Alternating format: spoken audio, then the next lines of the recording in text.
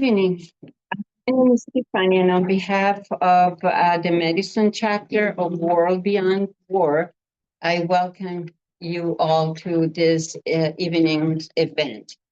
World Beyond War is a global movement to end all wars. In a minute, I'll give the mic, without mic, I guess, to Esti Dinur, the Madison comrade who, among her many accomplishments as a host and as a host of World Public Affairs program, provides us with excellent interviews on excellent topics every Friday on Word. But first, though, I want to give a land acknowledgement by recognizing for us all that we stand on Ho-Chunk land. The Ho-Chunks, who consider themselves descending from the mound builder indigenous people, trace their presence on this land back to the 15th century. The settler colonialist advancements of the following centuries wanted to erase their presence. They did not succeed. We recognize that many of us are the descendants of and still benefit from that system. We are humbled by our responsibility to uplift Native sovereignty. Please join me in silence for 30 seconds to hold space for the violence and suffering then, now, and still to come.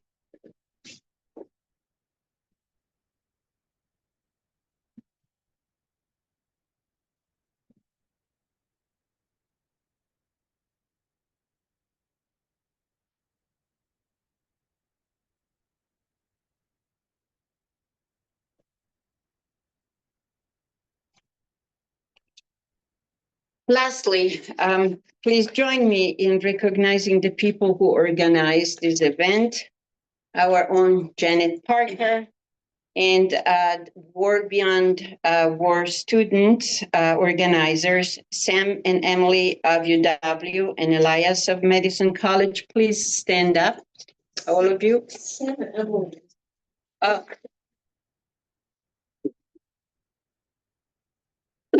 And also, I'd like to recognize our co-sponsors who are the Center for Southeast Asia Studies and the Madison chapter of Vets for Peace. Thank you. Here is SD. Hello. Thank you all for joining us. I'm STB Aurora Stefania said. Among other things, I do this regular weekly show on Friday noon on WORT FM 89.9 FM. If you would like to listen, there's a lot of stuff on the archives too. And I myself, I'm a child of war. I was born in Israel to a father who survived the Holocaust, unlike more than half of his family, and to a mother who survived the Nazi Blitz on London. I grew up surrounded by people with numbers tattooed on their forearms, survivors of the concentration camps. And my father actually turned out to be a historian of the Holocaust. And so we had a lot of books about war and the Holocaust and so forth at home. And I was a ravenous reader, so I probably read things that were not quite appropriate for my age, but learned a lot. And there were two questions that were really over everything at the time. One was, how could this have happened? How is it possible that the whole world was watching and this happened anyway? And the second question was, how is it possible that educated, cultured people, good parents, good husbands, mostly good men, could then get up in the morning and go to their daily job of killing 1,000 people every day? So these were big questions, and I don't know that we ever got the answers, but I personally am asking these same questions again today. How is it possible that my people are doing very similar? How is it possible that nobody stops them? How is it possible that the president of the country that claims to be the biggest democracy in the world is actually behind it, supporting it? So, so this is my very short frame. Let me tell you what we're going to do tonight. We're going to start with Professor Nam Kim, who will give us and I will tell you a little more about it in a moment, but he will give an introduction to his work and to what we're going to be talking today about. Then we're going to have Arlene, we're going to have Axel, we are going to have the Venerable Sophia. We will go back then to Professor Kim to do some kind of a sum up, and then we'll open it to your questions.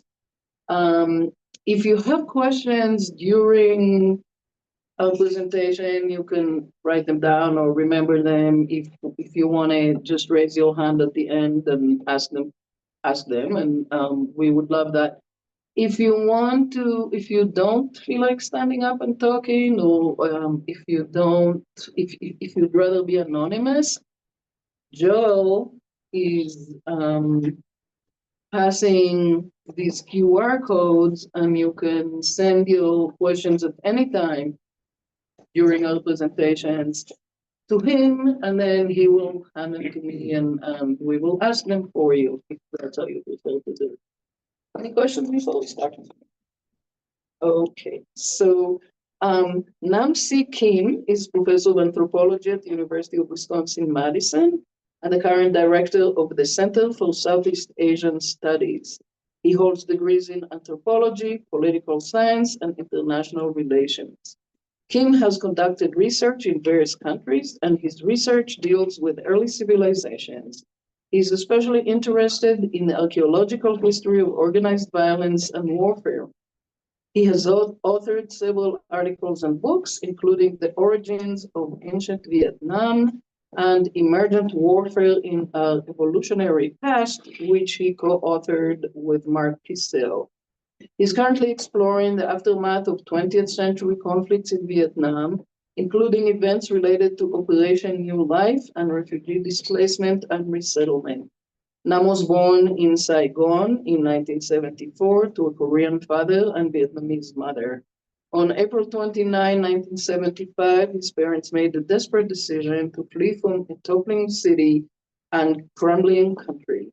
The family evacuated by helicopter from a rooftop in downtown Saigon. Thank you so much for the lovely introduction. And I want to thank Parker for all your efforts organizing this event and the folks at World Beyond War. Thank you all for being here. See, it's my fellow panelists. So this is a topic that has been of endless fascination for me for most of my life. As you might imagine, having had that experience in our family, of fleeing as refugees and coming to the United States as newcomers under those kinds of circumstances. I've grown up hearing many stories, like you have, about our family heritage, and feeling different ways about that. Mixed feelings about relief, about pride, about trauma, about survival. So I've been exploring these topics related to war from a variety of standpoints, from different disciplinary perspectives. Most recently as an anthropologist, as specifically as an archaeologist. So as I dropped down this rabbit hole to answer these questions about warfare and its relationship to humanity and its relationship to human history, I've been asking these questions from a variety of standpoints. And for the past 20 years, I've been going further and further back in time, trying to answer the question about how far back within human history we see this phenomenon. What is the antiquity of organized violence? In contemplating this, much of the work that I've done has come through collaborations with people. This includes my colleague Mark Kissel, who did co-author with me this volume and several other publications that have to do with what we call emergent warfare. So the idea of socially cooperative violence that goes very far back into history.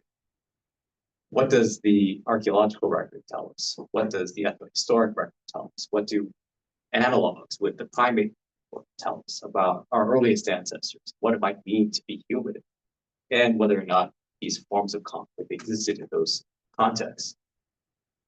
This work has led us to challenge a couple of views, commonly held views, I would say, that I've come to see as, I would define as sort of misconceptions. And these two misconceptions I want to talk about in the time that I have here at the beginning. The first is that war is biologically ingrained in our species, that somehow we've evolved as a species to become very war. The second misconception is that peace is simply the opposite or the absence of war. Our general view is that there is no natural state of war or peace. There is a natural state of us being human. What we do with our humanity, with the tools that we have, all depends on how we shape our views and our cultures. So both forms of warfare and forms of peacefare then are examples of what we might consider to be collective action, of how people get together, collaborate, cooperate to bring about and to effectuate various desired outcomes. This is all through cooperation. So let's talk a little bit first about the first misconception, that warfare is biologically ingrained in our species, or that it's inevitable somehow. For many people, we have evolved to be warlike. That's the perspective, that warlike behaviors allowed our earliest ancestors to be highly successful and highly adaptive, that they were able to use various strategies to push forward and to become very successful in outcompeting others, other species, other members of their own species. And then over time, we've become very warlike. That in this perspective, then, there are innate tendencies for collective violence, and that these kinds of contexts lead to higher probabilities of warfare, making the existence of war a kind of biological necessity. Now, admittedly, there is a lot of compelling evidence, bodies of data, that would persuade us of this perspective. So I'll give you some examples. A lot of this data comes from forms of anthropological study. So, for example, we have various subfields within anthropology, the ethnographic record. So there are many studies of various communities, smaller scale non-state communities throughout the world from the recent past that do show that these smaller scale communities do engage in forms of conflict and warfare. And that these communities might engage in forms of warfare that might be just as deadly, just as significant, just as consequential as larger state level societies. That's clear to us. So it's not just modern nation states that go to war. Smaller scale societies make decisions to do the same thing. If you look at the archaeological record, that's also quite sobering. There was a point in time where many archaeologists assumed or viewed the past as relatively peaceful, devoid of conflict. And then it was only in more recent millennia, as we become farmers, as we become more sedentary, as we begin to develop civilizations and states, that we become more and more warlike, that we have more to protect, more forms of organized conflict. But in recent decades, there's been a lot of research archaeologically around the world that has shown us glimpses. There are signals that pop up showing us that smaller scale societies, different parts of our human past, have also engaged in war. This is within the last 10,000 years. This is even beyond into parts of what we consider to be the ice ages, the Pleistocene. It's not everywhere. We don't see all that evidence everywhere, but we do see glimpses of it, suggesting the possibility that warfare has a longer, deeper antiquity. Another subfield within anthropology that we would bring into this equation would be primatology. So I'm sure many of you are aware, we have very close relationships with various species of primates, chimpanzees, for instance, which share a lot of our DNA. You might also be aware that folks like Jane Goodall in the 1970s observed chimpanzee behavior. And for the majority of the time, we see peaceful interactions among communities of chimpanzees. But every now and then you might see with the males in particular, groups of males getting up in single file and start patrolling the borders of the community. And when they do, on occasion, if they come across chimpanzee from a neighboring community, they will attack. There's collective violence that's organized that occurs in those kinds of lethal intergroup raiding. When researchers see something like that, they start to ask questions. Were our earliest ancestors behaving in similar ways? So if you take these different bodies of data from these subfields, you might start to put together a very compelling picture about how maybe our deepest ancestors in the past were warlike, did engage in these kinds of behaviors, and perhaps that is this sort of biological tendency that evolved over time, over hundreds of thousands of years, millions of years.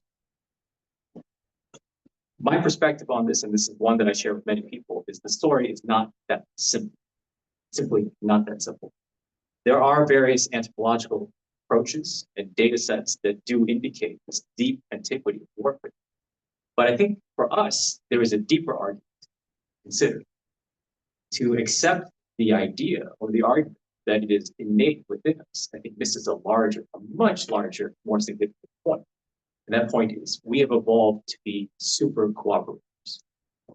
We've been able to put together, in piecemeal fashion, this is over the course of human evolution, right? Millions of years of change. In various stages and various pieces of that evolution, we've become very good at different things. Those different things include forms of communication, forms of language, symbolic thinking, forms of sophisticated cognition, and then forms of cooperation. Because we could think very abstractly, because we could communicate these ideas very effectively, we could convince each other to cooperate for various outcomes, various goals, common goals. So we were able to produce cultural practices, institutions, ideas, plant those seeds within each other's brains to convince ourselves to engage in certain kinds of group activities. A lot of people look at war and say that's the opposite of cooperative kinds of behavior. But in actuality, war is a form of cooperation. You cooperate with your group against another group. You view your identity in a certain way, juxtaposed against another identity. It's highly cooperative. So from that perspective, one might ask the question, this is what we have come to the conclusion to talk about, is what led to that form of super cooperation? It is human evolution. And these changes not only open the door for forms of warfare, they simultaneously open the door for forms of peacefare. And that's something that people don't think about or talk about quite as much. But the very same capacities that allowed us to behave in those ways allowed us to expand the toolkit. We have choices. That's the larger point that I'd like to make, that our ancestors were able to very effectively also cooperate to avoid forms of conflict, to resolve disputes, to come up with institutions and cultural practices and ideas that help us to see each other in different ways. So this takes us to the second misconception, that peace is simply the absence of war. For my colleagues, peace is not just the absence of war, and it's not the default state of human nature either. How we see it is, peace is something that we produce, something we wage, we construct, we seek to achieve as an outcome. It's something that we maintain, cultivate. This brings up this notion of peacefare. It is something that we have to construct. The very same abilities that allowed us to collaborate to promote forms of violence, those same abilities allow us to promote forms of avoidance of violence. We have choices. We can see those capacities around us in the world today. If you look at just all the efforts that people make around the world, you can see plenty, like our organization that hosted this event. We can see in recent history attempts to define and redefine forms of peace and warfare. Look at the Seville Statement of 1986. Look at the establishment of the United Nations after World War II, the League of Nations in 1919. You go further and further back in time, yes, we see warfare in those historic records, but we also see attempts to avoid conflict, to resolve conflict. There was a paper that was published back in the 1940s. I'm sure everyone in here is familiar with Margaret Mead, very famous anthropologist. She published a paper back in the 40s during World War II. And the gist of the argument was that warfare is an invention. She argued that, like farming or other kinds of practices, we invented. I think her perspective was, it's not something that we're biologically doomed to behave. I like the framing of that perspective, and I would actually take it a step further. It's not just something that was invented recently, but it is something that is part of our deeper ancestry, a very, very long ancestry. And if we look at the kinds of cultural institutions that have come up throughout the course of human history, we can point to examples. There have been ethnographic and ethnohistoric studies in Papua New Guinea, for instance. Some of you may be familiar with the Enga. Within the last couple of centuries, if you look at the ethnohistoric records of political relationships with the Enga, for instance, there are a lot of anthropologists who show that there are elaborate institutions and practices that come up, forms of ceremony and ritual that help to avert violence, that promote forms of stability through exchange, pig surplus, for instance, and all kinds of ceremonies where mechanisms are produced and maintained so that peace and stability can be constructed, persist, and made durable. We can point to indigenous North America, for instance, and the Confederacy, Europe.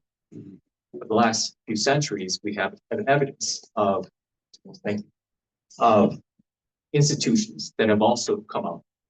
The archaeological record shows us that prior to those efforts, there was a healthy concern over warfare and defense. There were fortified villages in parts of Northeast, and then at some point, nations start to come together and form these sorts of collective intertribal mechanisms. The Kadesh Treaty.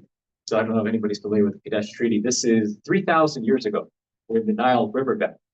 This might be the first or oldest surviving peace treaty that we can point to between Egyptians and Hittites. It was produced and then memorialized in artifacts.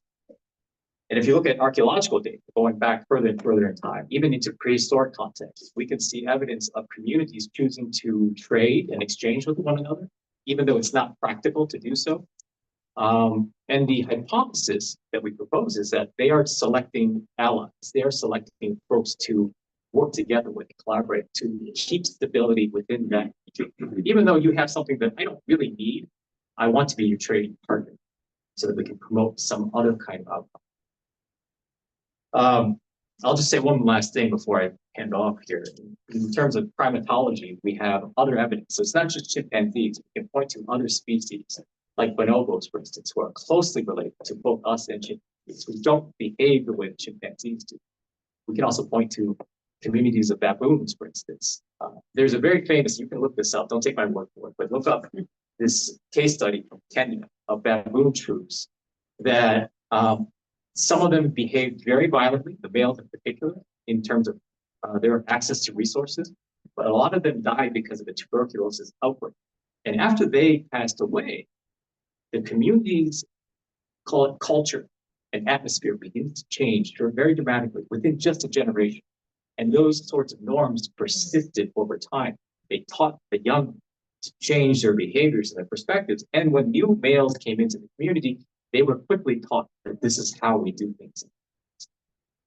So I'll just leave it there. I'm happy to share more about my personal experiences later. Thank you. Thank you. I don't know about you all, but I've learned several things during these few minutes. Our next speaker is Charlene Huyen. She's winner of the 2024 Waging Peace in Vietnam essay contest. She will read her winning essay and be part of the discussion later. She majors in sociology and communication arts and has certificates in history and Asian American studies. Charlene. Okay, all to do is I'm just gonna read it first and then have something.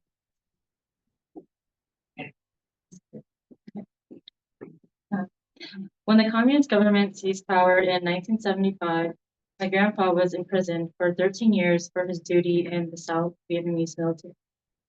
My grandma was left alone with 5 children, working 3 jobs just to be able to feed her family. In 1990, my grandpa was released and successfully applied for a U.S. visa. The story of the Vietnam War is the story of my family's immigration and the beginnings of my life. When I started becoming more politically aware at the age of 13, I started to clash more with my parents. Observing the vast inequalities and oppressions in America, I always wondered why or how they were so patriotic. After learning more and more about the war and the atrocities that the US committed, I began to see the Viet Cong as heroes and as liberators against imperialism. Of course, reality is never that simple. In learning more about my family's life, I came to understand why they see America as their refuge. However, the long history of imperialism in Vietnam was what made Ho Chi Minh and the communists so inspiring, and I wonder how history would have played out if it were not for imperialist invasions. As Special Forces Sergeant Donald Duncan said, "It's not democracy we brought to Vietnam, it's anti-communism. This is the only choice the people in the village have.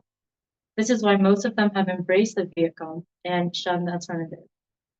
To see that those in the military questioned the entire establishment of war only attests to the horrors that were happening on the ground. As I begin to heal intergenerational traumas that have been passed down, I find that I cannot forgive and forget what the US did to my mother. In tribute to Ho Chi Minh, the GI Underground paper wrote that the Vietnamese should win, not by killing more GIs, but by us withdrawing and leaving Vietnam for the Vietnamese. That war for freedom, that war against landlords, corrupt businessmen, and dictators should go on here, in the streets of America. In Vietnam, the US intervention prolonged the war, killed more people, infected the land with herbicides and bombs, polluted millions with trauma, and sent soldiers home with shrapnel as a reminder of the atrocities they committed. Where was that promise of democracy? Ron Haberle's photographs during My Lai of children running away from napalm and the bodies of my people will always haunt. I had the opportunity to speak with Haberle, who recalled the moment the soldier next to him shot a child point blank. Haberle asked, "Why did you kill him?"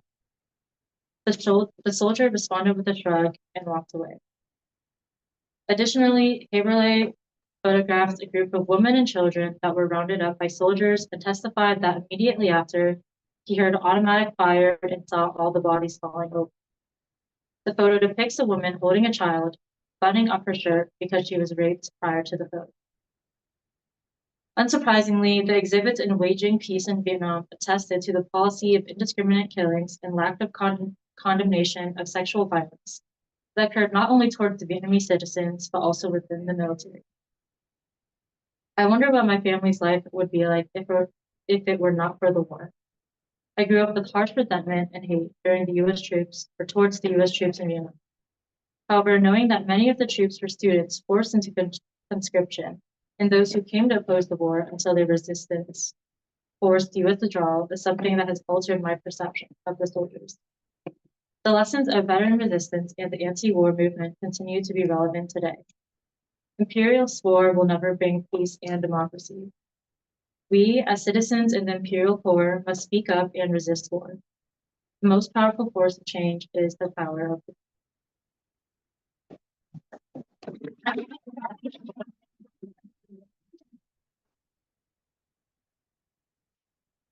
And yeah, I just had a few notes I wanted to talk about after. So this essay contest only had like a 650 word limit. So in starting it, I had to ask myself, like, how do I write about something that's so personal and so complex with such a short, like, word limit? But a central part of my essay's inspiration and the way I decided to write it was related to the dissonance between my immigrant family's perspectives on the war and their experiences with my perspective of the history and knowledge that I've learned and my knowledge of war and imperialism. As I kind of noted to in the essay, like my parents and I clash a lot politically. They're more conservative and just very anti-communist. I think with a lot of immigrant parents, but maybe specifically Vietnamese ones, just as that's what I know.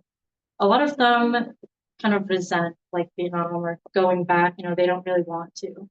But with all the things that I've learned over the years and the way that learning about anti-colonialism and the war have shaped my identity, I find myself like really more longing to go back. And so it's really interesting to meditate on this difference, between their perspective and my perspective, as well as the fact that many citizens in Vietnam feel more the same way as me than my parents. So, there's kind of that geographical gap between them.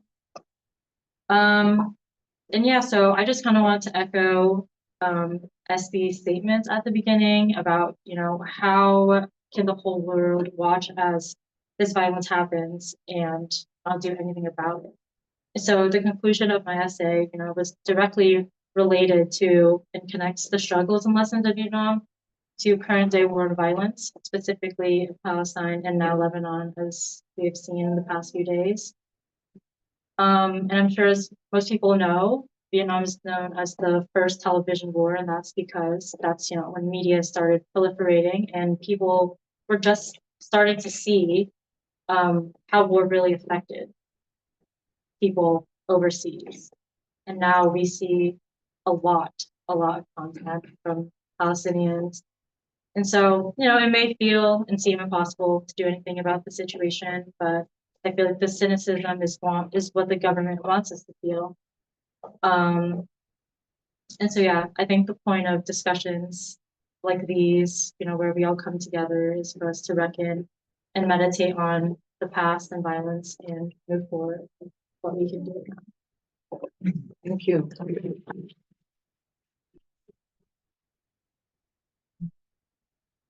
I also love how intergenerational this all is, Axel Boomer is a history and religious studies major at the University of Wisconsin-Madison. He is a Beinecke scholar and hosts a radio show on 91.7 FM, which covers the music of protest movements. He will share his work on Resurrection City, the encampment created in 1968 in Washington, D.C.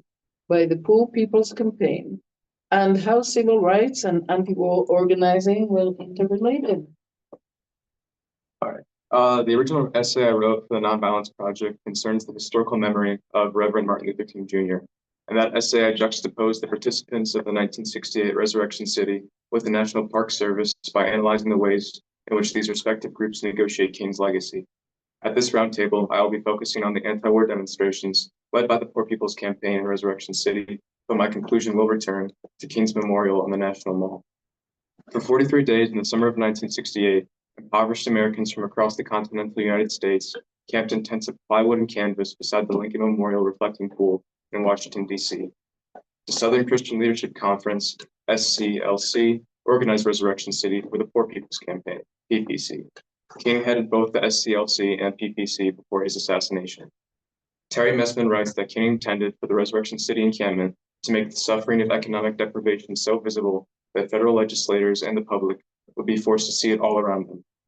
1 month before the self-titled caravans of protesters left for D.C., James Earl Ray assassinated Martin Luther King Jr., preventing him from ever seeing the creation of Resurrection City. Resurrection City has been labeled many things: a failure, a state of mind, a spiritual concept. I intend to demonstrate that Resurrection City was King's legacy physically manifest, meaning also that it embodied the intersections between the civil rights, anti-poverty, and anti-Vietnam movements, the anti-Vietnam War movements. A May 1st, 1968 article from Soul Force, the official journal of the SCLC, captures the mentality of the movement's leaders in the weeks leading up to the encampment. The article reports that the SCLC staff, under the direction of Dr. Ralph Abernathy, were conscious of the admonitions to the disciples, friends, and followers of the crucified and resurrected Jesus Christ. Just as Jesus' disciples were called to go ye out into the world and preach the gospel to every creature, the article explains, so was the business of Martin Luther King Jr.'s disciples. In the wake of King's assassination, SCLC leaders understood their mission within the context of Jesus' crucifixion. Accordingly, these disciples afforded themselves the responsibility of spreading King's gospel. In time, they would deliver their martyr of his own resurrection. Soliciting financial support, the SCLC further declared their commitment to King's memory following his murder. An advertisement seeking donations noted that money contributed to the SCLC continued the nonviolent work of Dr. Martin Luther King Jr. Moreover, the advertisement encouraged viewers to organize locally to go to Washington, marking participation in Resurrection City alongside the goals of King. Ben Franklin, a New York Times writer, reporting on the encampment, stated that Abernathy regularly reiterated the movement's commitments to objectives, including good housing, adequate income, and an end to the murdering of people in America and in Vietnam. Mary Hyde, a resident of Resurrection City, shared with the Washington Post that she traveled from Chicago with her 12-year-old daughter to straighten out the Congresspeople's values. Discussing her time at the encampment, Hyde shared that the SCLC informed her of the disparity between the funds distributed for arms in Vietnam and the funds provided to impoverished Americans. Hyde's interview demonstrates the SCLC's educational efforts to connect the anti-poverty and anti-war movements. During Solidarity Day on May 19th, an event which brought more than 50,000 people to the encampment, Coretta Scott King argued for the capital afforded to the war in Vietnam to be transferred into an effective war against poverty. Similarly, Abernathy proclaimed to the crowd the promise of the Great Society was burned to ashes by the napalm in Vietnam. In this moment, as Resurrection City's population pushed 50,000 participants in the encampment recognized an absolute connection between the anti-war and anti-poverty movements. The violence bred by impoverished conditions would not be solved until the United States ended its maelstrom of violence in Vietnam and relocated its funds from hellfire to social welfare. Outbreaks of violence did occur within Resurrection City. Abernathy expressed in the final days of the encampment that leaders had difficulty removing enemies from a movement which is essentially free and open. While saddened by outbursts of minor violence, Abernathy hoped that these conditions in Resurrection City would expose Americans to the fruit of their evil and grant their attention to the violence of broken promises and lies to the poor. In the aftermath of Resurrection City, Abernathy continued to lead the PPC's fight against economic inequality and the war in Vietnam. Speaking to the drafting subcommittee of the Republican platform, Abernathy asserted that Republican politicians hoping to receive the vote of members in the PPC must support the demands of the PPC for food, healthcare, jobs, housing, a guaranteed income, and to end the war in Vietnam. The following summer, Abernathy returned to DC with 50 members of the PPC to advocate for new welfare legislation and termination of the Vietnam War. Instead of establishing another encampment, members of the PPC entered the halls of Congress to represent the country's 40 million poor and met with several senators and representatives. Resurrection City, a physical reminder of poverty and the resistance to violence brought on by economic desperation and war, would not be allowed to stand on the National Mall. However, 43 years later, a monument of the encampment's father would be unveiled in DC.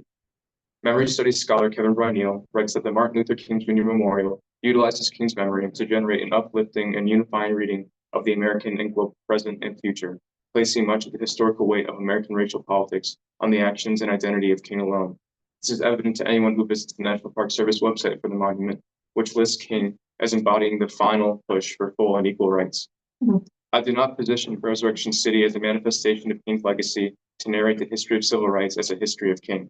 However, it is indisputable that for many Americans, King operates as a symbol of the civil rights movement. In this way, the monument of King in DC plays a large role in the shaping of public memory for the anti-poverty, anti-war, and civil rights movement.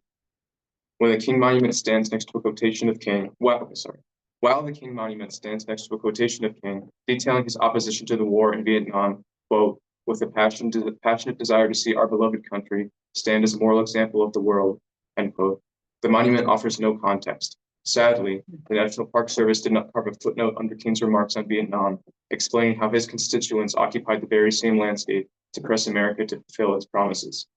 Historian Jared Farmer's book, On Zion's Mount, explores Mount Timpanogos, a mountain in Utah, as a monument of forgetfulness.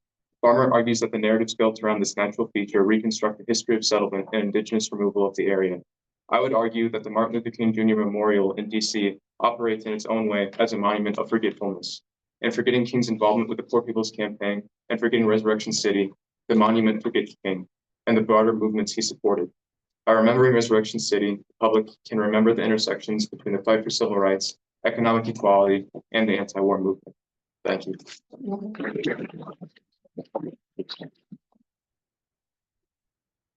Also for putting us back on our time, on our schedule. No problem.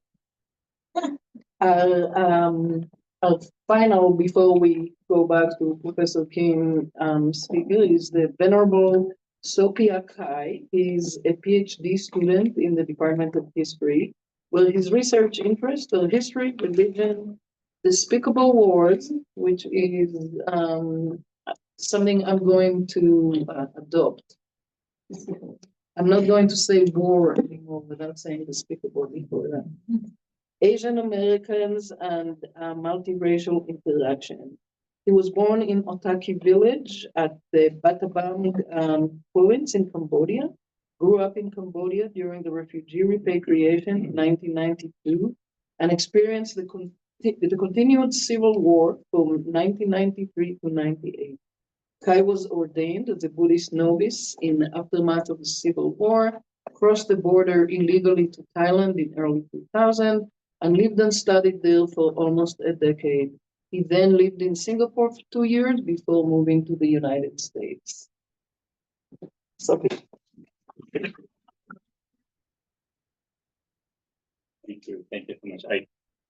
Now I begin feeling nervous, and also, it's not just nervous, but also it triggered the trauma that I've experienced, and I think the war that I experienced is I would say is the forgotten one, because I barely hear anyone learn about this war, and not just foreigners but also people in my country, because the location that I was born and lived is when the war began again in 1993.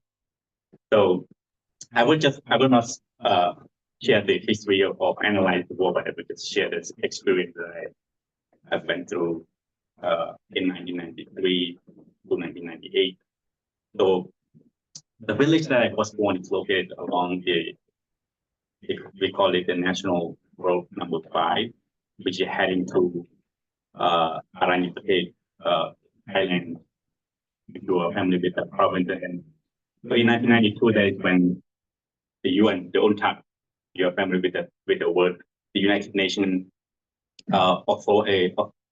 Transitioning Authority of Cambodia, that's the UNTAC.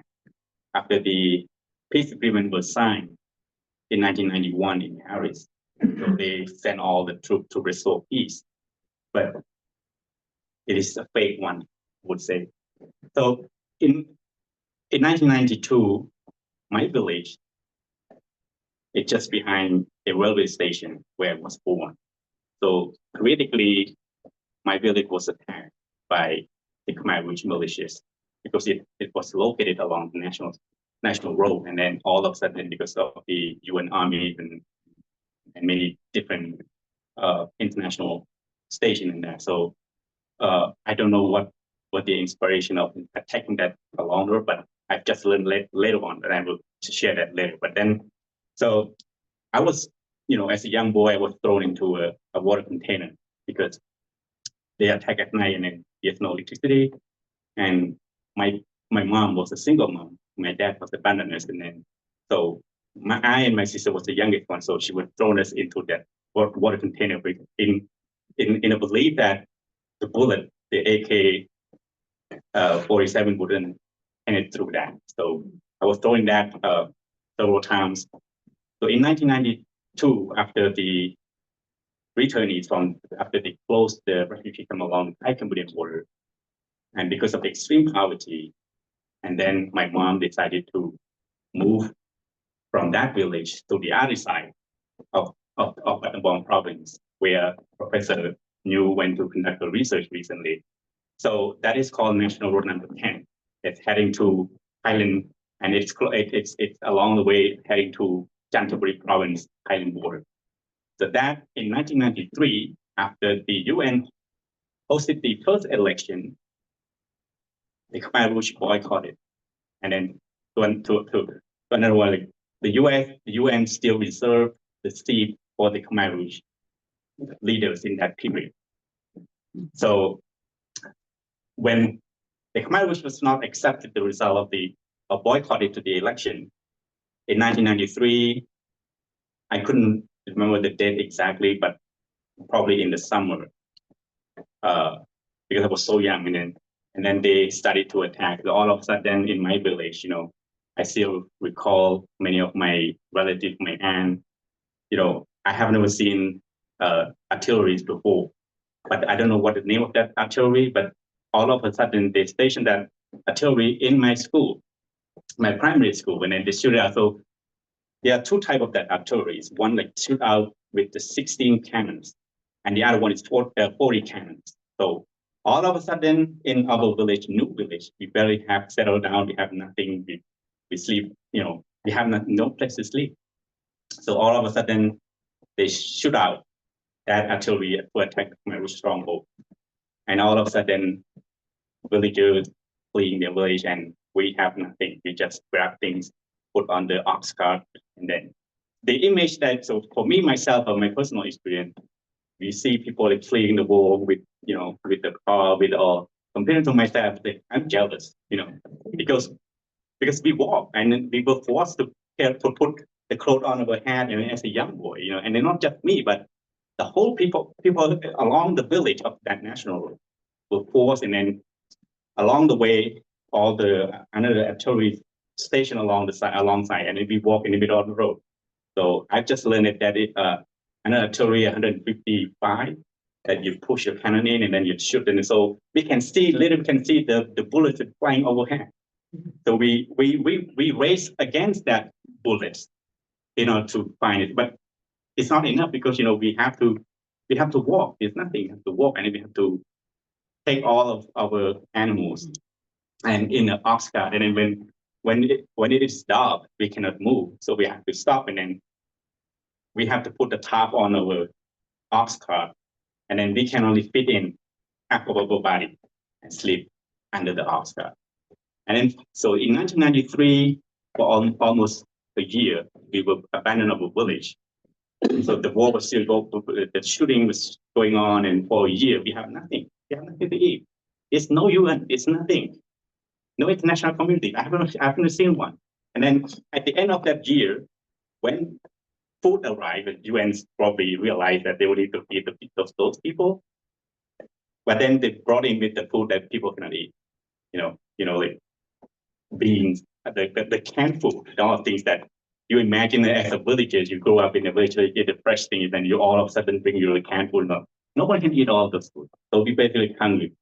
And then after the Cambodian National Army united and then pushed back the Khmer Rouge toward the Pilot area, which is the stronghold, which is some low there. So then we managed to get back. And on the way back, because that is back and forth, on the way back, they're all explosive, the UXO, all the pump, that's not explode. And the mine, they push back and forth. I don't know how many layers of the mines that we did. I've seen all the, they put all they call it the tank mine.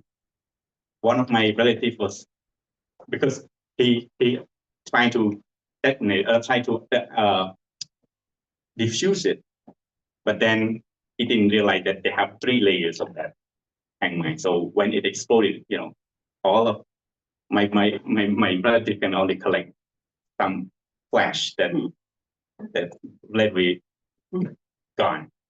Then the back and forth, and then so we managed to go back to our village, but still we basically have nothing to eat. But then the Khmer Rouge militias is hiding behind my village. There's a mountain, and so when the army pushing toward the Khmer Rouge stronghold, so they station all of their armies alongside my village.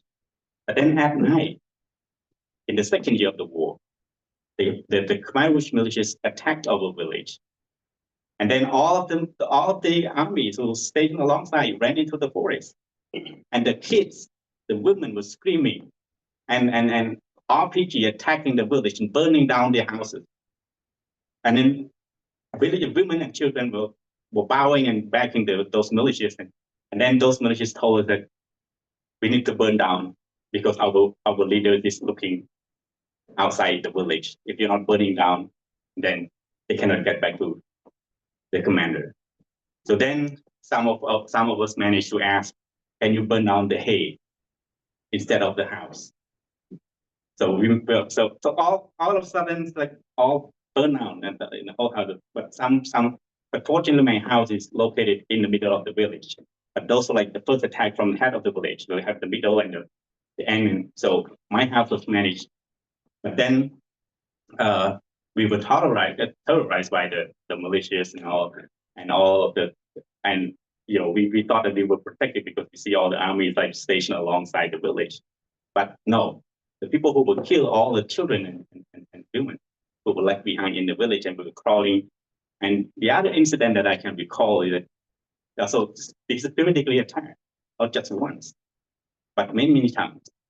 I was as a young boy, I was sleeping on a steel house, my house. So in Cambodia, no, we don't have cement house.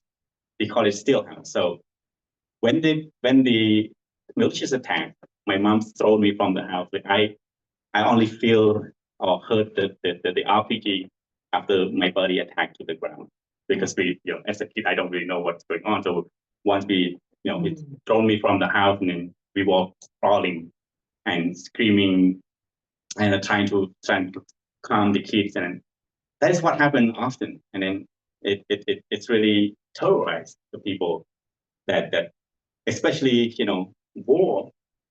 It's not killing only those who are fighting the war, but the witness, the people, women and children are the victims. And I throughout the history of people who dying, they all talk about but no one has ever mentioned about women and children. They are the true victim.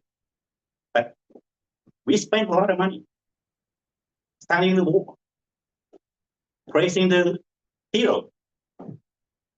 But I don't know. So this is the hard truth that I've learned, not just the other stories that I've learned. Because for the past 3 years, I'm living here in Madison. I've learned so much, which I shouldn't learn all it, because it's bigger, because it's difficult to learn the hard truths. Yeah.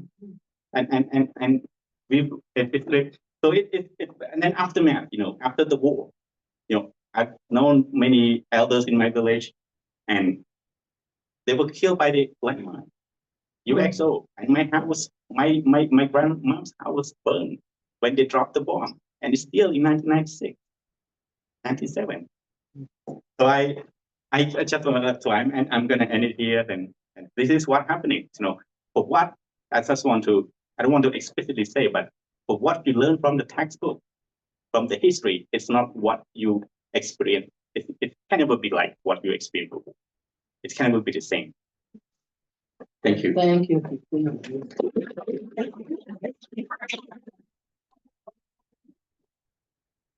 So we're going to go back to Professor Kim to put it all together, and then we'll open it for questions.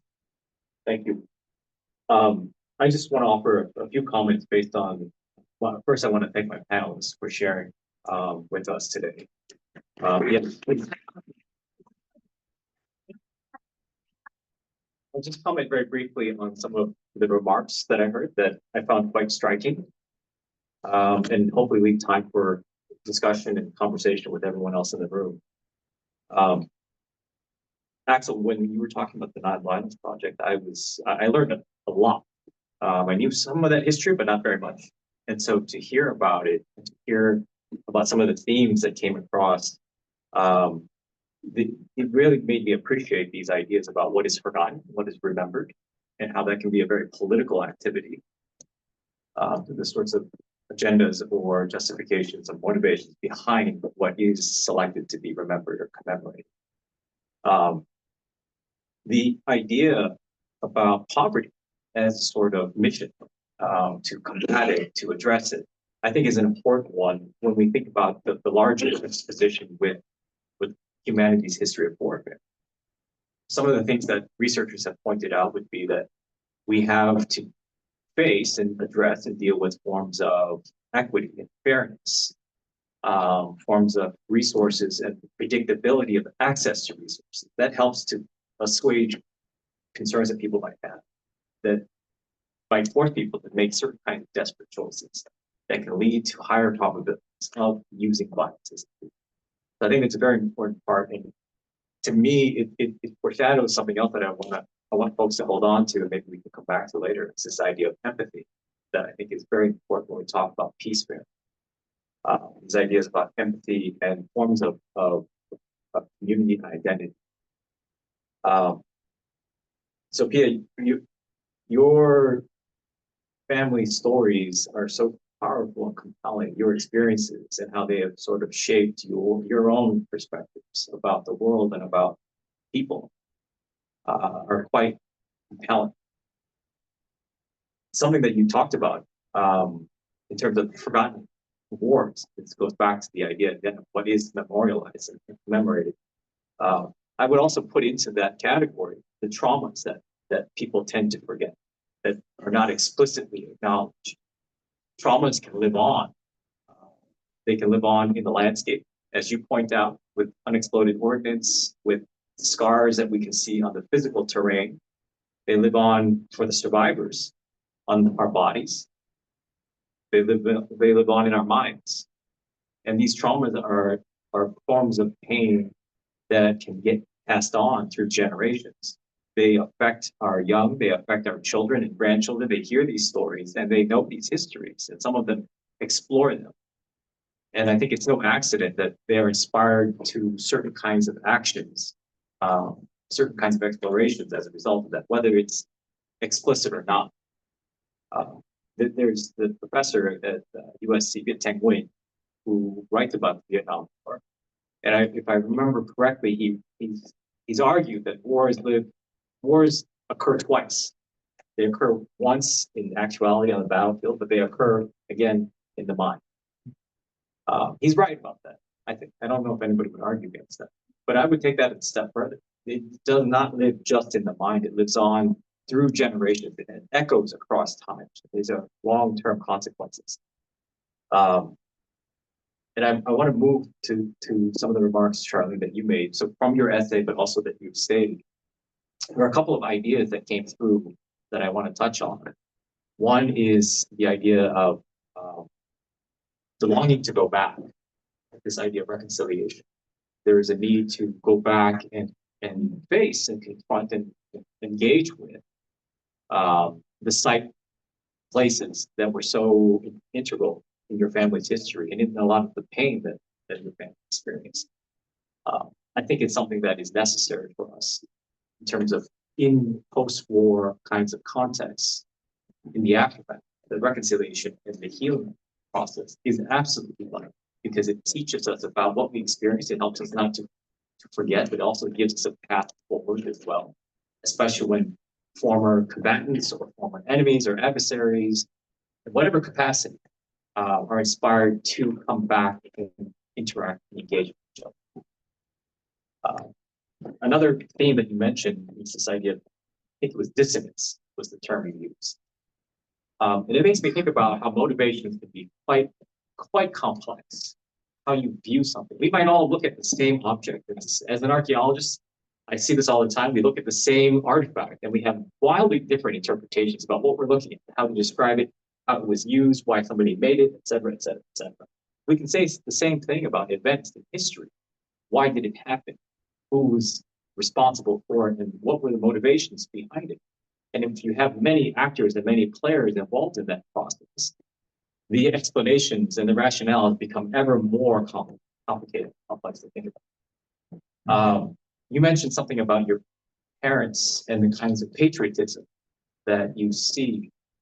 I feel the same thing, and it's quite interesting to me to think about my father, who's still with us. He grew up on the Korean Peninsula. He experienced Japanese occupation, and when World War II ends, the country is split in half. His hometown is right in the middle, right where the DMZ is today. And through the 1950s, it goes back and forth. He experienced all of this. He's experienced war in two different places. So in Korea, and then he found himself in the middle of the Vietnam War where he meets my mother. He fled as a refugee in the 1950s as a teenager. He fled as a refugee in the 1970s. My mother fled as a refugee in the 1950s from north to south. And then the two of them fled as refugees in 1975, carrying me out of Vietnam. So throughout all this, I've been interviewing my parents for the last decade or so and collecting their stories. And what I find quite powerful is they don't shy away from telling me the details about what they experienced. And my father expresses, and this gets back to the idea of patriotism, he doesn't think about the Cold War, the policies between the Soviet Union and the United States and North Korean regime and the South Korean regime and all of that. He doesn't think about imperialism and great state powers affecting things on the ground. He is thankful.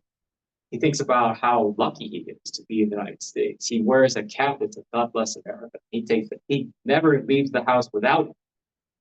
And to me, it's quite interesting to think about when we go back to this idea of intergenerational trauma and the kinds of perspectives that we might, very complex points of view, the multifaceted kinds of views. It makes me think about the dissonance. It makes me think about these different kinds of identity. And to kind of bring things back to full circle to what we were discussing at the outset, I don't have any answers. I've been looking at these topics for a very long time, and students often ask me, is there a prospect for world peace? And I don't have an answer for you. I wish I really wish I. But what I can say is some of the bigger takeaways for me, at least, have to do with how culture does alter and affect our perceptions of one another and of the world around us, how we deal with each other, how we deal with other species, how we deal with the environment. All of that is mediated through culture, and we create our own. So it's not an inevitable process. This is something that we produce. We have values, we have norms, and we promote them, and we convince each other of these values. And from that perspective, then, the idea of empathy comes back into the picture. I think it's a very important one, because if we can convince each other that we need to be identifying not just my group, my community, but now we're all part of a larger set of groups and communities, a larger set of identities. We can widen that tent just a little bit. Maybe we start thinking about a common problem for our collective action. Maybe it's climate change, maybe it's justice, maybe it is. I had a professor when I was an undergrad in political science. I remember this class vividly. He used to work at NASA and he became a political scientist. And somebody asked him once, what's the prospect for world peace? And he said, oh, it's simple. When the aliens show up, that's when we're going to have world peace, because then we will all unite, because we will have a common goal and common cause. I'm not quite so pessimistic, although maybe he's right about that. But I do think that there are ways to sort of minimize the probability that we resort to violence in certain kinds of contexts. I don't think we can eradicate that part of our human nature entirely, but we can change the probabilities. We can change our perspectives, I think. I'll leave it there. Okay, thank you. So we are gonna move to the Q&A part of the show, not the show, the presentation. And we have a couple of questions that showing that. If any of you would like to get up and ask a question, we'll do that. Otherwise, I will read these. Go ahead, you. Go ahead, Stefania. Just an aside curiosity, in your studies, your anthropological, thank you, all of you, first of all. But in your anthropological and archaeological studies, do you find any gender difference? Yes and no. Yes and no. So there is a lot of debate about this. There are perspectives about whether or not, well, if you go back to the biological questions that arguments people have made, a lot of folks say that maybe it is very gender-based, that it is predominantly male, that there are hormones and all kinds of things, right, that can promote certain groups, certain members of groups to engage in violence over others. I think that there may be something to that argument. At the same time, I will go back to our ideas about culture and our expectations about roles. We may have certain biases about whether it is males or females, but I would also counter some of those arguments and say that we should not be looking at, for example, this common idea that females are the passive recipients of violence, that they don't participate, they don't have agency in war. I would argue that you can see plenty of evidence. Maybe we don't celebrate or talk about it as often as we do. But I think that there is plenty of evidence, and you can see them in primate behavior as well. There are groups, there are females that form coalitions that engage actually in physical violence, and sometimes within their own community, but against outsiders as well. So I think it's it's sort of spurious to make overgeneralizations. And I could go on and on. I mean, there are archaeological cases about this as well. Yeah. Thank you. Sure. Thank you for the question. Bill? Yeah, there was the generational issue was brought up, I think, across everyone who is speaking here and looking for possible changes and solutions in making the culture different and creating new cultures. I would just invite anyone on the panel to talk about because obviously generationally war has continued despite all of this trauma and efforts by people like you, the panelists are listening to deal with it, but also in many cases to try to work against it, to change it so that the next generation doesn't start the war again or another war. So I guess it's not really a specific question, but if any of you could comment on it.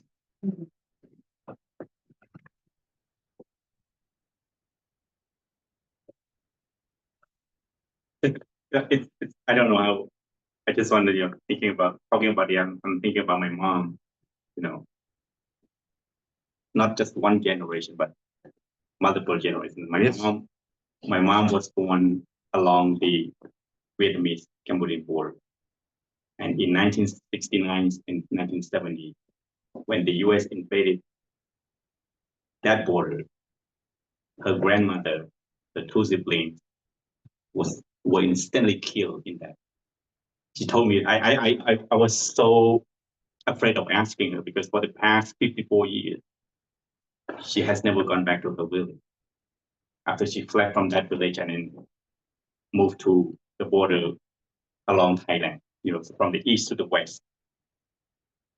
It's quite difficult because, I don't know how many of you would love to go back and see your birth village, but I do. But I was so curious when I've just learned all of this here, and my mom has never talked about it. I was trying to take her to that village, but she said no. Yeah, and she was so lucky because her grandmother forced her to go into the bunker that she managed to survive. And then in the aftermath, she fled. So her grandmother, her father, her two siblings, and many other villagers in her village were killed instantly. And then, many of my whole generation of many other multiple generations through the Khmer period, 1970, 1920, and then 1925, when, the US withdrew and then Khmer took over and killed. And then after 1929, when people moving to the refugee camp in Thailand, they were instantly killed. So how many generations? I don't know. I just want to share with this and see, to keep in mind that this is what happened to the innocent people that who know nothing. I've never heard my mom express a political view or, like scholar, come up with the imagined communities. We don't know. We don't care. I mean, villagers only want to grow the crops and live the life that they want to live. We don't have any concept of country. So I don't really. Thank you. Michael? Yeah, thanks. Yeah, I wanted to ask you, to what extent would you attribute the growth of warfare type culture to economic differences, the concept of property? How much has that contributed to the increase in warlike behavior? That's a very good question. Yeah. The archaeologist in me would want to quantify that somehow, to see what kind of indicators you could, if there are metrics that you could support that kind of interpretation. I don't know if you can do that. I think it's too complex. But what I would say about that is, there are probably two sides to this argument. One, on the one hand, you could make the argument, and people do this, that once we start to have things, the more and more things that we collect, hold on to, and protect, the more things that we assign value to, Right. the more likely we would be to fight to obtain, procure, source those things Mhm. or the raw materials to make those things. We look at the world around us today and think about things like oil, for instance.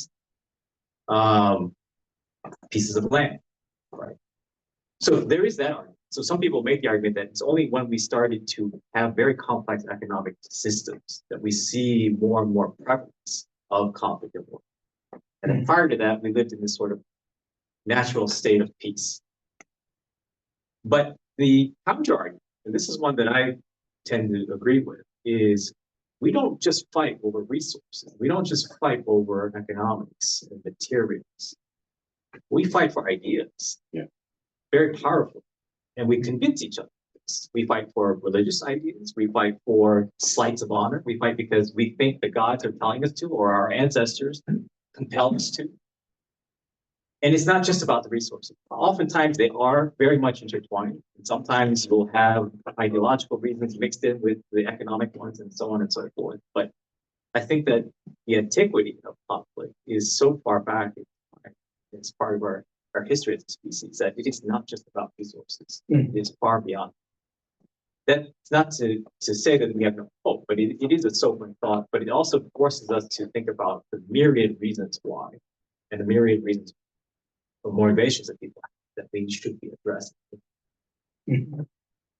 One reason I ask that is, I mean, a traditional theory in criminology is that, or at least traditionally this was the case, that crime was lower in rural areas because there was less of a difference economically between the haves and the have-nots in rural areas compared with urban ones. Yeah, no, I think that there's something to that argument, but I would also complicate it by saying there is less proximity to lots and lots of people. Right. Maybe there's less anonymity as well in those kinds of instances. So there's all kinds of variables that we could probably get into, but yeah, I think it's a compelling argument. Emily? Emily, okay. I just wanted to say, I'm Emily, I'm a student organizer at World Beyond War. We're starting a student group, so if you're a student and interested in tourism, we'll have updates on that to come. We haven't got it approved yet, but hopefully, fingers crossed soon. We have a QR code over there. You can find us at WorldBeyondWar.org. Yeah, look forward to seeing you all again. Thank you for coming. We'll get back to you too soon. Yeah, I just kind of had my own thoughts on your kind of, I don't know if I say question. Yeah. It's very, yeah. Just what I was thinking was, I think you just kind of asked, how do you heal through these intergenerational traumas? And Sophia over there was kind of talking about his own experience. And so I asked my grandma a few questions about it for like some assignment I had to do last year. And I realized I have never really asked my grandparents about their experience. One, because, just never really comes up, they don't really talk about it. And two, I do speak Vietnamese, but not to the same level as them, where I'd be able to really communicate with them. But luckily she speaks English. But anyway, so I asked her about, her life as a kid before the war and everything. And, she would talk about her mom, she was a rice farmer, this and this, that. But I noticed she never brought up her dad at all. So I asked my dad after, and he said that when she was 10, her dad, who was an interpreter for the French at the time, was taken by the Vietnam, which is just predecessor, I guess, of the Vietnam. And they took him, for his kind of collaboration with the French. And I guess she just never saw him again after that. And that was something I had no clue about, literally until April. And I'm 20 years old now, so it's just kind of crazy. And so to Noam's point about, his parents don't talk about patriotism in terms of, what we've been talking about with imperialism, colonialism, and state warfare and whatnot. They just think about it in terms of gratitude. And so I think in terms of my personal reckonings with this is that, they don't have the same words or maybe even knowledge to describe what's going on with this violence, and that, I might disagree with that kind of patriotism, but it also, have to come up to a point of understanding that perspective, because, I was born here and I see it from, a place of the past, while it's something they actually had to live through. So yeah, that's not like really an answer either, but I think what I'm trying to do, as far as it might be, is, continue to have conversation with them as much as like far as it can be, and then yeah, just continue to form a connection because Can I add to that? When you were talking, it actually brought up some memories for me. My grandfather, my mother's side, also was an interpreter for the French. And at one point, the reason they fled from one of their hometowns is because a childhood friend of his told them that his name had appeared on the list. So they dropped everything and fled. But to go back to the question that you posed and to an answer that Sophia had offered, I'm thinking about some of the stories my father told me about when the partition happened in Korea. You have the communist regime to the north, and you have South Korea. And what he said was, in the villages, there is no sense of the government's ideology. No one knew anything about communism or capitalism. Nobody was thinking about it. All they saw was the Japanese vacating and new powers coming in. And then all of a sudden, people started to turn on one. They were sort of forced to choose. They would see soldiers coming in every now and then into the village.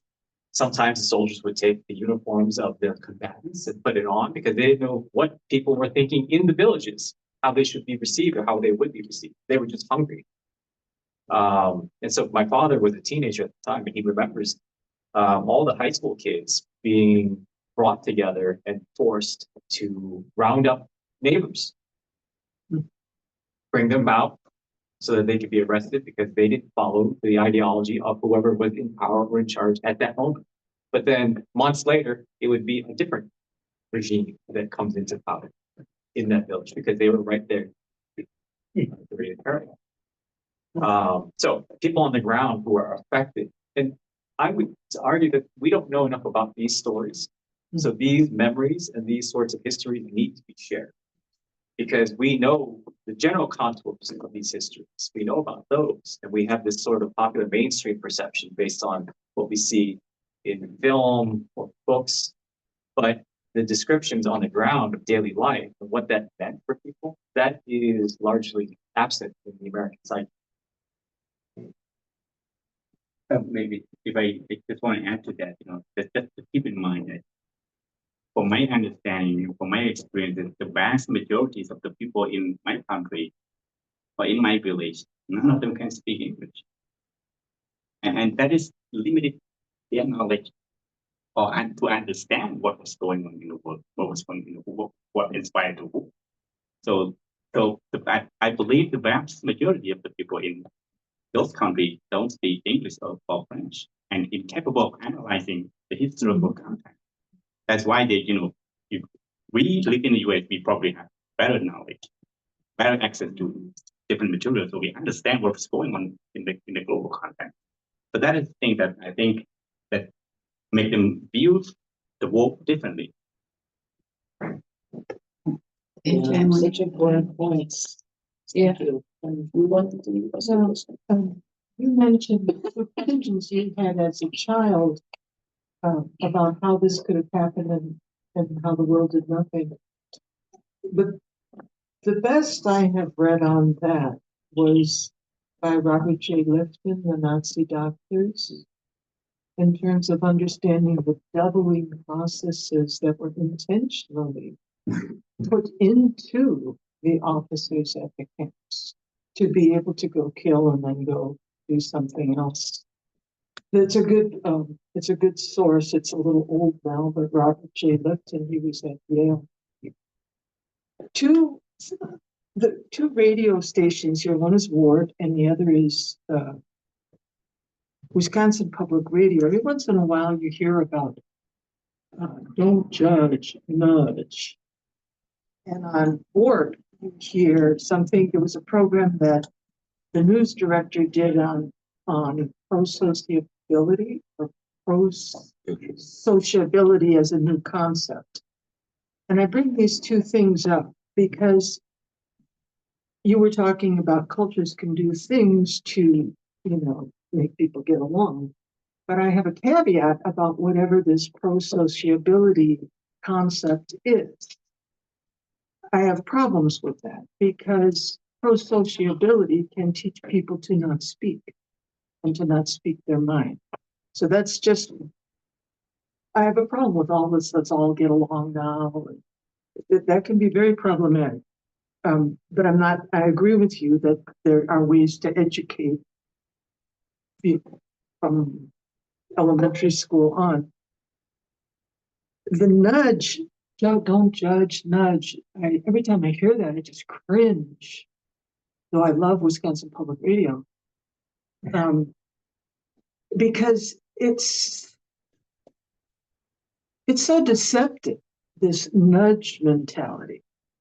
Because you're feeling superior to the person you're nudging by not telling them what's going on, which is the essence of colonialism. I just wanted to bring that up. The other question I have, mostly for you, is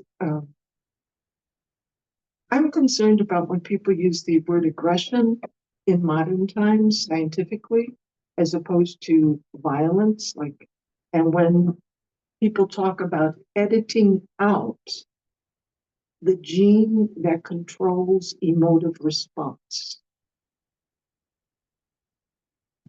That gene can be edited out in an individual, but that gene, there are also new technologies where they can work on editing out collectively or implanting collectively, editing it one way or the other, specifically the gene for emotive response. I think I find that very problematic. It's not done at levels where we readily read about. That's just So, yeah, these are many really good comments. Thank you.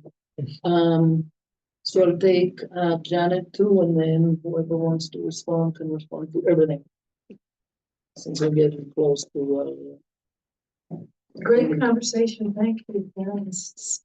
I'm thinking about Charlene and Axel here, but really anyone too. It's sort of the then and now question. I not too long ago heard an interview, an older interview with Noam Chomsky, where he said, remember that the anti-war movement during the American war in Vietnam took many years to gain traction. It was tiny for years, and the people who were involved in it were vilified, people in academic settings, and that it was only after like 10 years that it became a mass movement.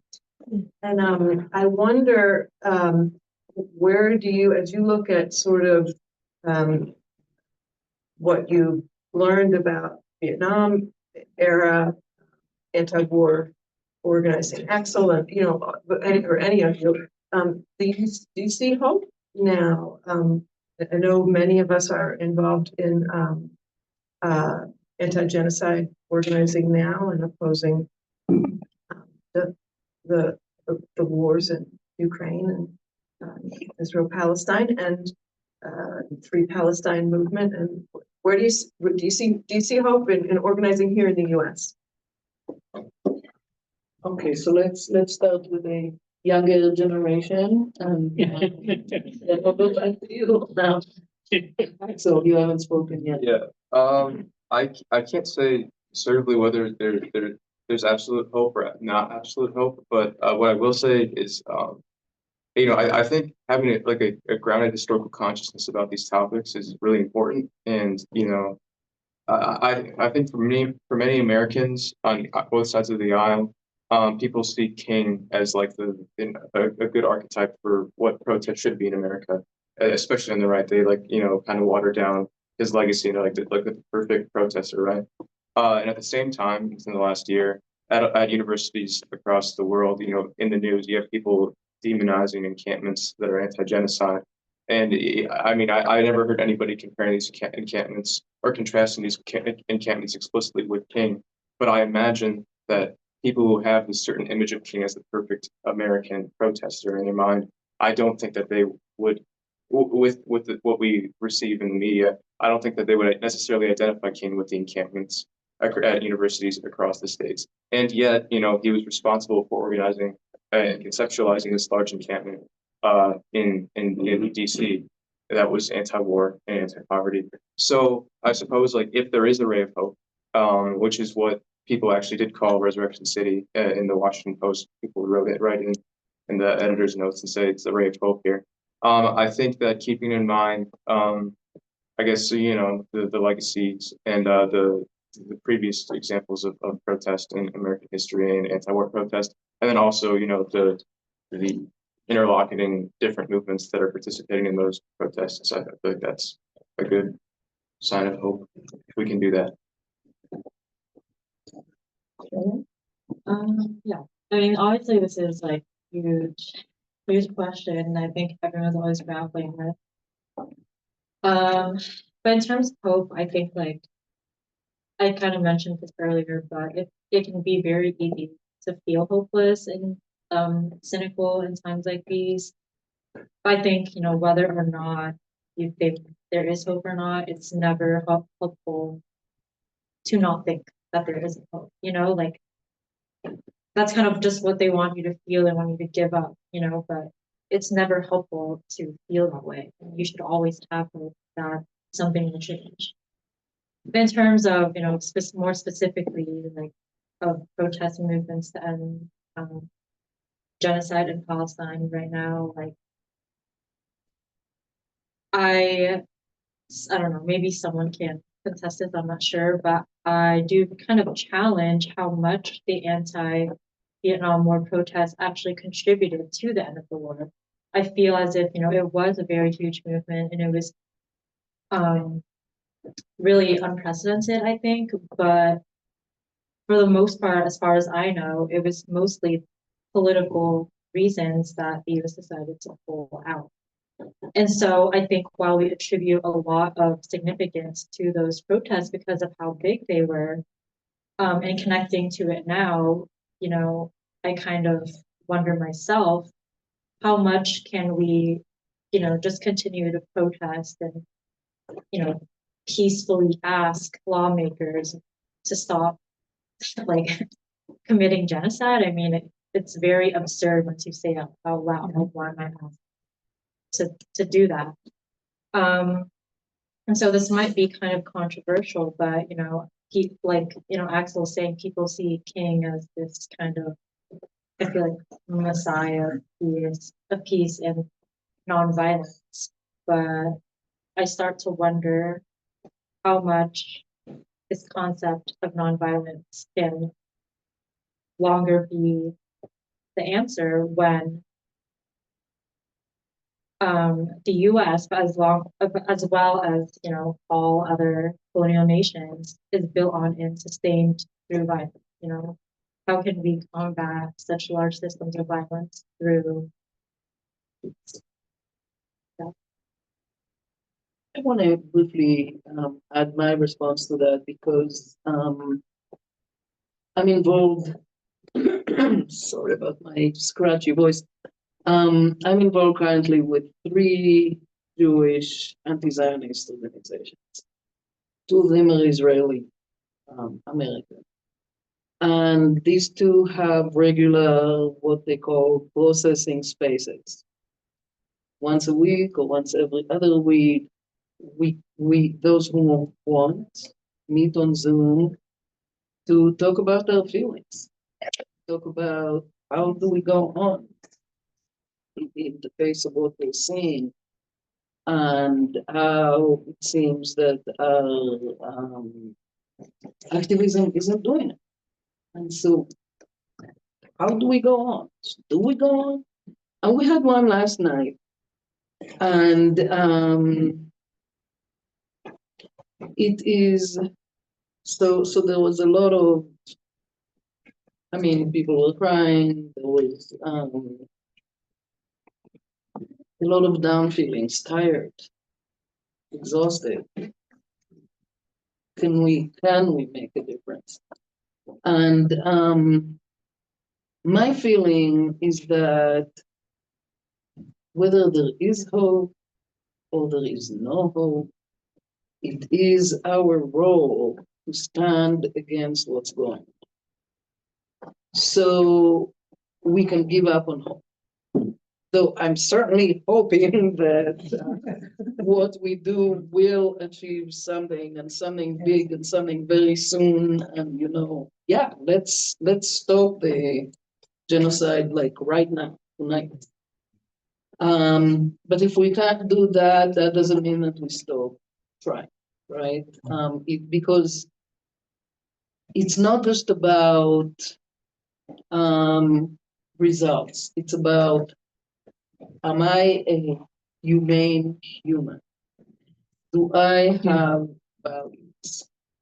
If I do, must I operate on them? And I mean, so I've definitely had my moments of hopelessness, and it's very, very difficult to see what we're seeing. But it would be so much harder if I didn't do what I'm doing. And seriously, that's my work right now. Is this, and I also at one point as I was meditating, because I do all kinds of things. I don't just activate, I'm not just an activist. I have a friend who comes to my house, generally more or less once a week, and we do a ceremony and then we meditate and talk. And it's all about Palestine. This is one thing. I had a talking circle in my house recently with other members of Jewish Voice for Peace. Well, we don't talk. We meet and we're like, we have to do this, we have to do that, we have to sponsor this or not sponsor that, who's doing it, we don't talk, and so we talk. I scheduled it for 2 hours and it ended up being such a need to talk. So we do all of these things because we are humans and we do have a need to be involved and to do what we can. And yes, eventually we will win. I mean, there's no winning, right? I mean, considering how many people have already died, and the babies, the children, the level of destruction of infrastructure, the fact that we know that once the fighting ends, they're not going to get in there and start building, right? The United States isn't going to do that unless they have been able to ethnically clean all the Palestinians, and now they can build these beachfront homes that Jared Kushner talks about. So yeah, it's hope, no hope. We have work to do. That's Esty, may I see if we can drop back the Venerable Sophia here, just with the perspective from the. of course. I just want to say we are at time, but I'm happy to stay until 8, which is when we have to vacate the room, and something all good with that. So Sophia. It's a huge question. Well, for me, it is. So then we have to ask the question: what is the purpose of hoping for peace? Are we hoping for peace for our own sake, or are we hoping for peace to mitigate and support for those who experience it? And for me, that is the question, because what are we doing? All of this. So we have to ask the question: are we expecting peace upon us, or we are campaigning for peace, to support and to support and mitigate for those who suffer from the war. So it's I think it's up to every one of us, and and from myself, I'm struggling because I cannot involved, because like every time like, I involve with any activities or anything that's sensitive, I'm thinking of my mom. Because, for the whole generation, I'm the only one who get into the higher education. None of my family generation has ever got into it. Then my mom was concerned, like she keep asking me, don't go too far because they're not going to keep you as a knowledgeable person in the country that I grew up in Cambodia, because they're going to kill you. If you that is the because I don't know whether she understand it or because she experienced through that. So that's what I'm concerned. So I think it's up to all of us to understand and to hope for peace. For who? Then you have the question. Yeah. No. What to say, right? Well, I want to comment on the last remarks. I totally agree. I think that when we talk about peace, first my perspective on this, as I expressed, was that it is something that we produce and cultivate. And so it requires constant vigilance. It's not something that we produce and it's the outcome that lasts forever and ever. So if you're not hopeful, then you don't think that you can continue to produce it and to maintain it.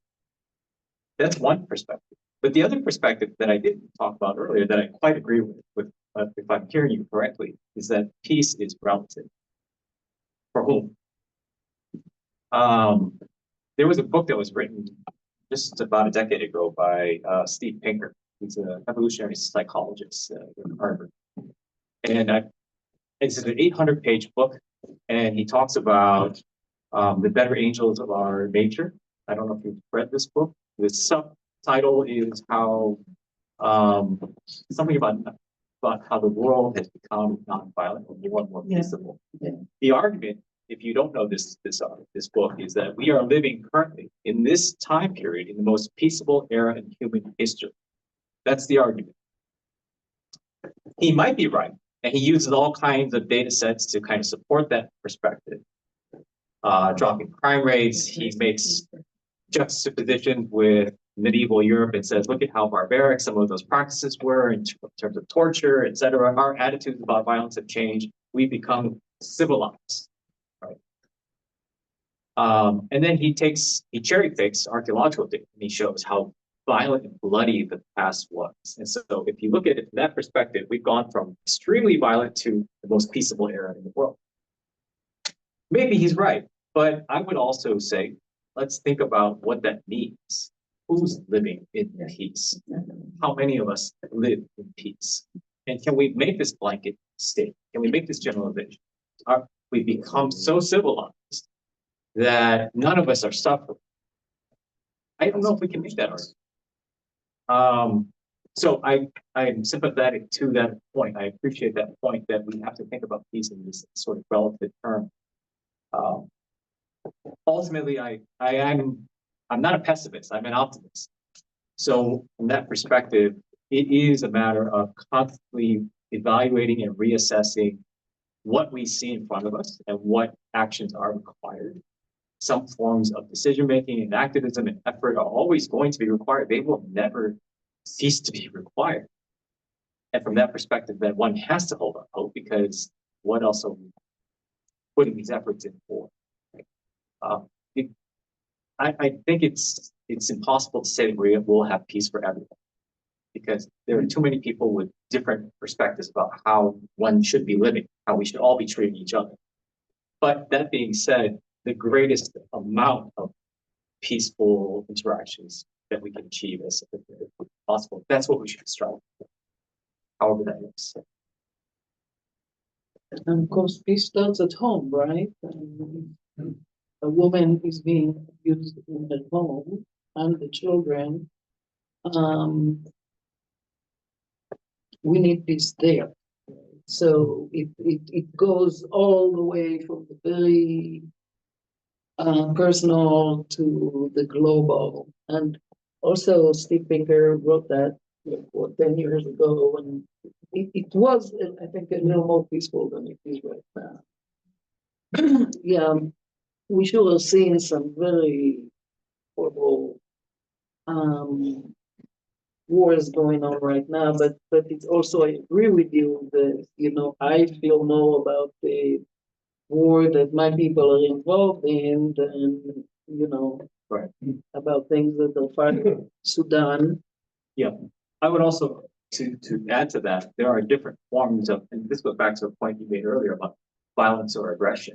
I think there are different forms of violence, some of which are more overt and obvious that leave markers on people's bodies, for instance. But there are other forms of harm that we can talk about through policies, through the negligence of policies that cause harm as well, that keep people from being able to access better standards of living or healthcare or whatever the case might be, that can cause harm and cause inequities.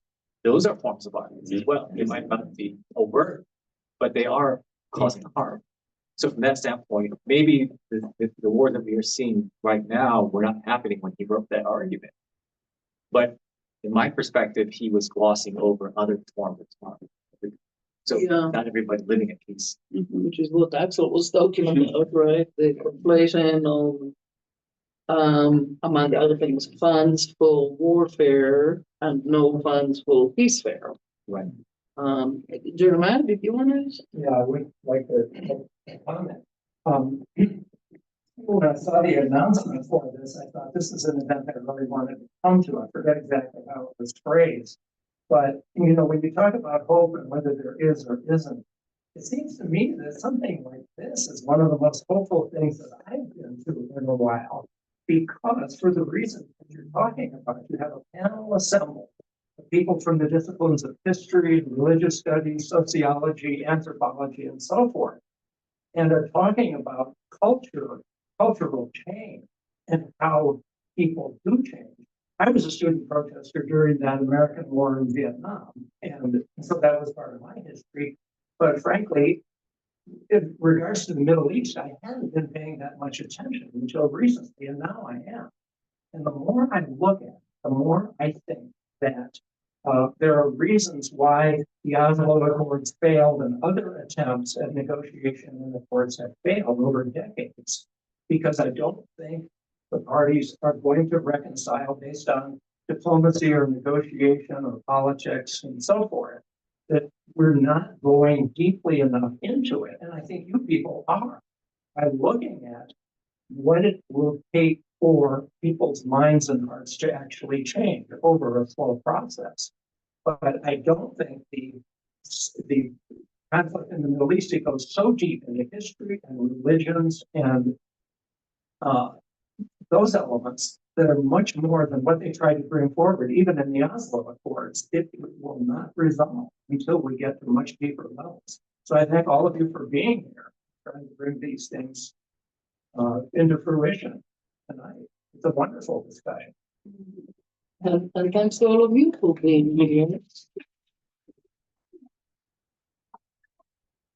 Thank to the organizers and to Joel and the organizers who are just starting things and to all of you, really, this was amazing. I really appreciate spending this time with all of you. Thank you to you, Thanks, Esty.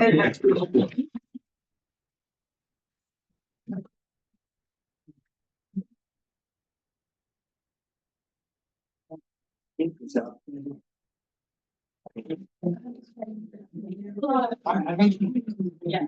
It's just really sweet. It's a public one, so I feel